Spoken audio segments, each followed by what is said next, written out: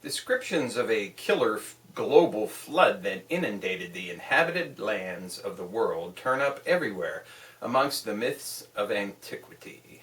In many cases, these myths clearly hint that the deluge swept away an advanced civilization that had somehow angered the gods, sparing none but the unlettered and the uncultured, and obliging the survivors to begin again like children in complete ignorance of what happened in earlier times. Such stories turn up in Vedic India, in the pre-Columbian Americas, in ancient Egypt. They were told by the Sumerians, the Babylonians, the Greeks, the Arabs, and the Jews. They were repeated in China and Southeast Asia, in prehistoric Northern Europe, and across the Pacific. Almost universally, where truly ancient traditions have been preserved, even amongst mountain peoples and desert nomads. Vivid descriptions have been passed down of global floods in which the majority of mankind perished. That's from a book by Graham Hancock called Underworld, The Mysterious Origins of Civilization. It's a Three Rivers Press book. Hello, and welcome to another edition of the Stench of Truth. I just wanted to touch on some of the issues that are in the news.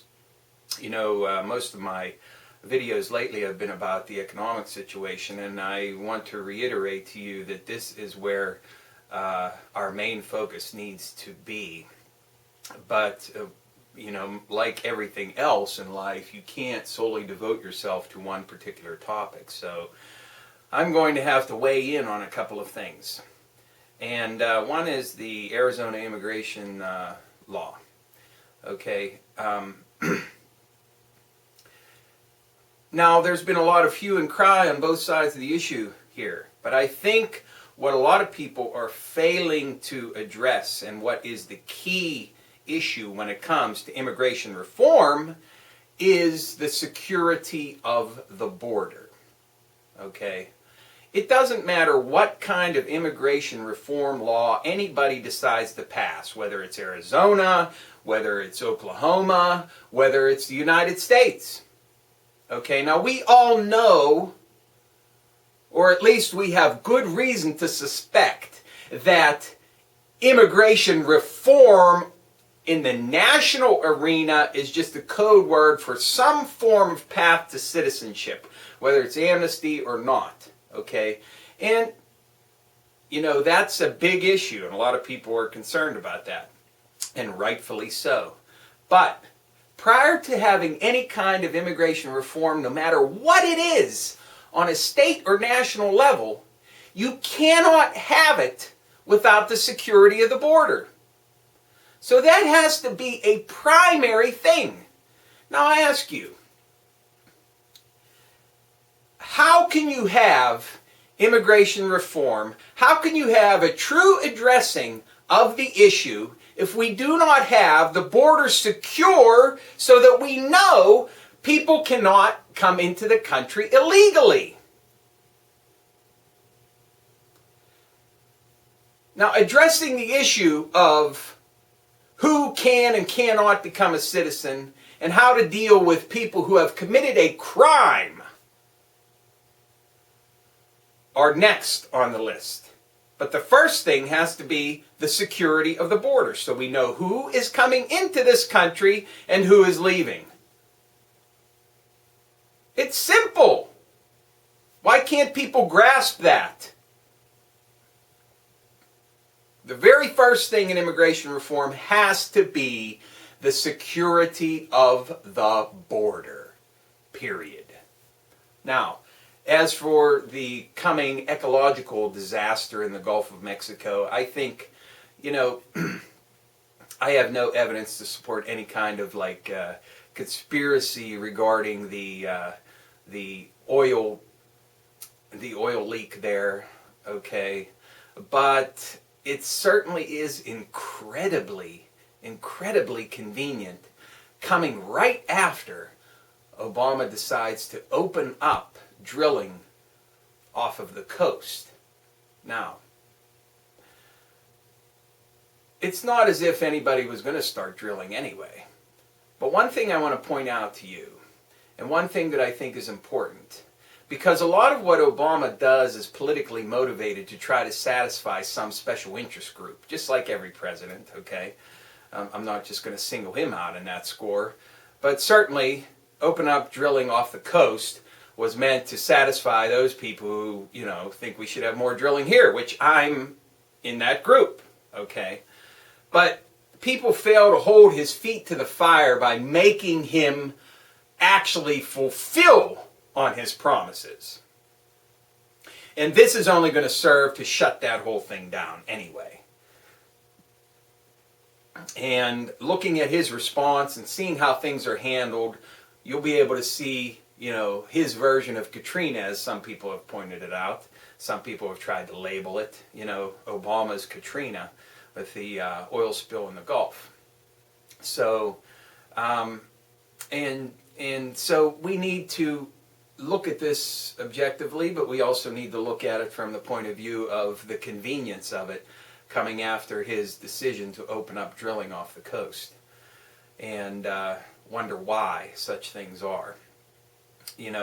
I think it's pretty fair to say that oil and resources in general are husbanded, and they are manipulated and controlled in order to jack up prices.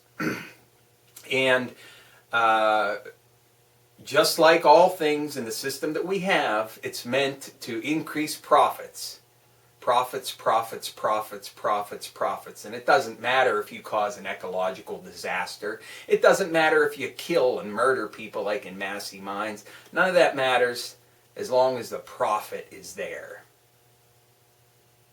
That's it. So, if BP was, doing something they shouldn't have been doing, that should come as no surprise to anybody. None whatsoever. Because it's all about the bottom line. That's it. That's it. So, there's also so many other things going on to distract us from what's happening, in our own local neighborhoods, in our own economies. And another thing is this, I don't even know what to call it in Times Square. Was it a bomb? Was it just some kind of, thrown together contraption that didn't even really have a chance of working by somebody, being a provocateur? It doesn't even seem, it's so amateurish and so bizarre that I don't even see how anybody could call it a terrorist act. But certainly, let's look at it. Okay, we've had raids on militias, which is signaling a move by this administration to move against so-called right-wing groups. We've had a prosecution against an oath keeper in a way to try to attack this group. Okay, and so we have a concerted effort by this government to so-called or to go after these so-called right-wing patriot groups. Okay, on the one hand, but you also have this idea of terrorism coming from another quarter as well, which is going to jack up that police state mentality. And every little incident like this, or every big incident that turns into a major catastrophe, is going to serve to further the police state agenda. And that's something else that we need to absolutely keep our eyes on, and to take some steps to try to address that. And anytime some new law comes down the pike which tries to take away your freedoms based on something that's going on, you need to fight it, and you need to fight it with all of your might. It's as simple as that. And when it comes to the Middle East, say this: any kind of relationship with Israel, any kind of activity going on between them and the Arabs, if we are to maintain any kind of respectability in our dealings with any Arab country, we need to get Rahm Emmanuel out of the White House. He served in the IDF, for God's sake. And you're going to have Obama trying to tell people how they need to run their countries and be respectable on the world stage when you have someone who served in the Israeli military as your chief of staff? Give me a break.